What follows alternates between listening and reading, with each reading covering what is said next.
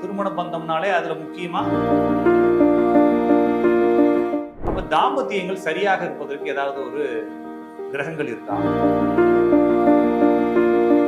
எப்பயுமே ஏதாவது ஒரு உடல் ரீதியான பிரச்சனை இருக்கும், அதனால இந்த தாம்பத்திய விஷயங்கள் அதெல்லாம் டிவியில் டாக்டர்கள் பேசுவாங்க. அதெல்லாம் வந்து நம்ம நம்புவோமோ நம்ப மாட்டோமோ அப்படின்லாம் நான் யோசிச்சுக்கிறேன்.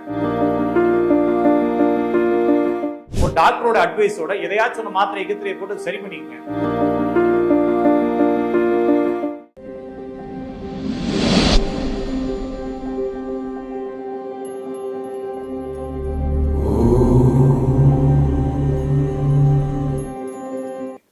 டேக் ஒன் பக்தி நேயர்கள் அனைவருக்கும் வணக்கம். நான் உங்கள் ஜோதிடன் ராஜநாடி காப்பா. மீண்டும் இந்த காணொலி வாயிலாக உங்களை சந்திப்பதில் மிகுந்த மகிழ்ச்சி.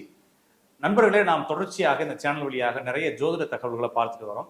இன்னைக்கு நம்ம பார்க்கக்கூடிய தலைப்பு இந்த திருமண பந்தம். திருமண பந்தம்னாலே அதுல முக்கியமா திருமண பந்தம் எதுக்கு பண்றோம் அப்படின்னா ஒரு சந்ததி விருத்திக்காக தான் பண்றோம் இல்லைங்களா?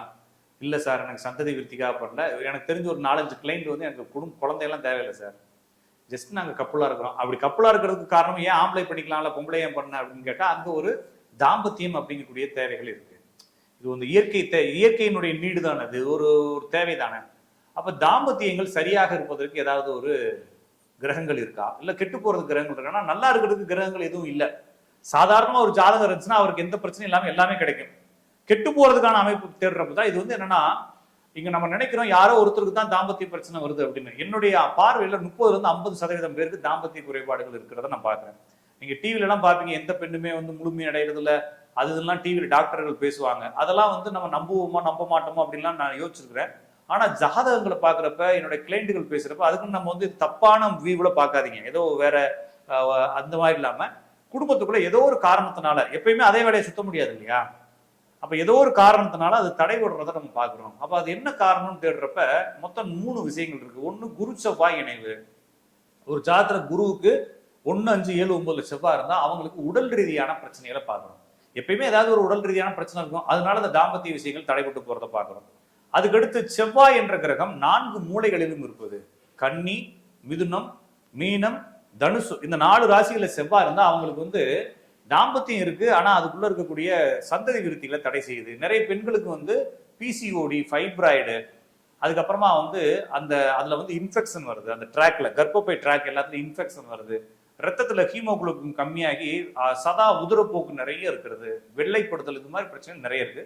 அதனால இந்த எஸ்டிஐ அப்படின்னு சொல்லக்கூடிய உறவுகள் வழியாக வரக்கூடிய தொற்றுகள் வழியாக அவங்க திருப்பி அந்த உறவுகளை தொடர முடியாம போயிருது. இந்த மாதிரி பிரச்சனைகளை நம்ம பார்க்கிறோம்.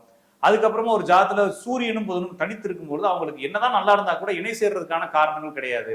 இப்ப திடீர்னு எல்லாம் சரியா ஏதோ ஒரு படத்துல இங்கிருந்து ஒரு கேரக்டர் வந்து பழைய படம் வந்து விசு படத்துல அவங்களுக்குள்ள இணையே சேர முடியாது. அப்புறமா என்னென்னமோ பேசி கடைசியில ஒரு ஹோட்டலுக்கு கூட்டு போவார் பக்கத்து ஊருக்கு. அங்க போனா இந்த பிள்ளைக்கு அம்மா போட்டுரும் இல்லைங்களா?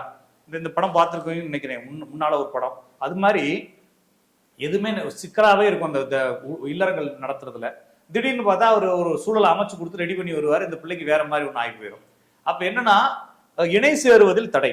அல்லது இவங்க நல்லா வாழ்ந்துட்டு இருப்பாங்க, திடீர்னு வீட்டுக்காரருக்கு ஃபாரினுக்கு ஷிஃப்ட் ஆகி போயிடுவாரு, இல்லைன்னா மிலிட்டரியில போய் சேர்ந்து விட்டுருவாங்க. இல்லைன்னா வந்து 2 பிள்ளைகளுமே வந்து 2 பேர் கவர்மெண்ட் ஸ்டாஃப் இருப்பாங்க, ஒருத்தர் அங்க இருப்பாரு, ஒருத்தர் இங்க இருப்பாரு. இல்லைன்னா இந்த அம்மாவுக்கு இடுப்பு பிரச்சனை வந்துடும், எப்ப பார்த்தாலும் பெல்ட் போட்டே உட்காந்துருக்கும். இல்லைன்னா இவருக்கு பேக் பெயின் வந்துட்டு ஒண்ணுமே செய்ய முடியாம உட்காந்துருப்பாரு. அப்ப ஏதோ ஒரு காரணங்களால் 2 பேரும் இல்லறத்தை சரியாக நடத்த முடியாத ஒரு சூழலை ஏற்படுத்துவது சூரியன் புதன். அப்ப ஒரு ஜாதத்துல சூரியன் புதன் குரு செவ்வாய் காரணம் இருக்கு, இல்லைன்னா இருந்துச்சுன்னா கண்டிப்பாக உங்களுக்கு ஒரு பிரச்சனை இருக்குது. இது என்ன செய்யலாம் அப்படின்னா, கண்டிப்பாக மருத்துவ ஆலோசனை செய்வதன் மூலமாக இதை சரி செய்ய முடியும். அதுக்கப்புறமா கொஞ்சம் ஓப்பன் டாக் பேசுறதுனால சரி செய்ய முடியும்.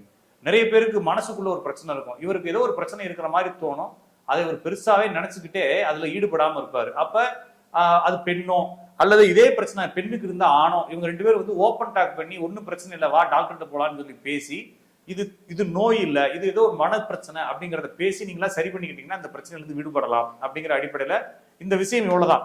இது வந்து ஒரு ஜாதத்துல குருவோ சுக்கிரனோ செவ்வாயோ பாதிக்கப்படும் பொழுது அவங்களுடைய குடும்ப உறவுகள் பாதிக்கப்பட்டது, அதனால இல்லறங்கள் பாதிக்கப்படுறது அது தனி. அப்ப ஒரு ஜாதகத்துல சுக்கிரனுடன் இருக்கக்கூடிய கிரகங்களோ, குருவுடன் இருக்கக்கூடிய கிரகங்களோ, செவ்வாயுடன் இருக்கக்கூடிய கிரகங்களோ வக்ரம் பரிவர்த்தனை விளிம்பு அடைந்தாலும் இவங்களுக்குள்ள பிரிஞ்சு போகணும் அப்படிங்கிறதுனாலே இவங்க ஒண்ணு சேராம இருக்கிறாங்க.